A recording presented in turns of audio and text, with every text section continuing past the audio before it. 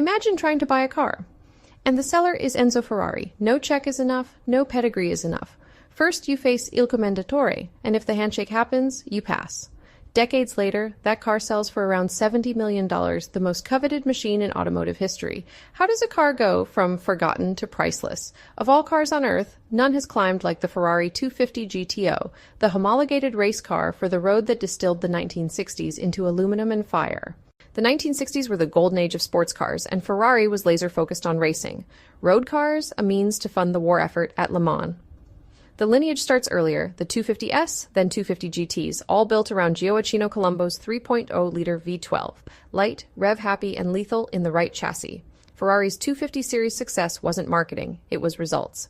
After Jaguar's run, Ferrari breaks through in '58. Then steamrolls the early 60s, 6 straight Le Mans wins from 1960-1965. This is the crucible that forged the GTO, a car homologated to win on Sunday and wear plates on Monday. New price in 1962? $18,500, astronomical for the time, but money wasn't the filter. Enzo Ferrari and Luigi Chinetti, Ferrari's man in North America, personally vetted prospective owners.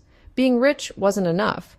You needed to be a serious driver, a trusted custodian, part of the story. With only 36 GTOs built, every chassis number ties to a specific lineage.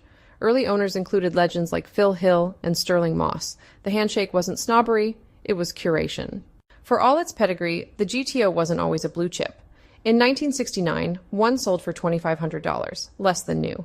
The tide turns in the late 70s. Nick Mason of Pink Floyd buys a GTO for $35,000 in 1977 and calls it a lot of money for a car he just loved to drive. That love aged well. By 1989, a GTO changes hands for $13.3 million amid a market frenzy. The bubble dips in the early 90s, then climbs again. $10.6 million in 2004, $22.8 million in 2008, $17.7 million in 2010, and then the moonshot. Why the 250 GTO?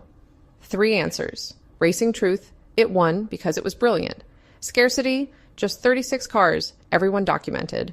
Curation, Enzo and Chinetti handpicked custodians, building a mythology money alone couldn't buy.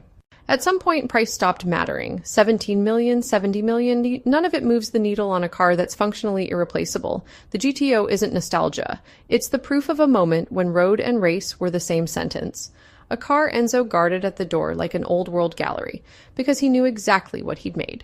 If Enzo were still here, would you pass the handshake? And if you could put one 1960s race-bred streetcar in your garage, GTO aside, what is it? Tell me below. Next up, the De Tomaso P70, the car that broke Shelby, another 60s legend, a different kind of gatekeeping.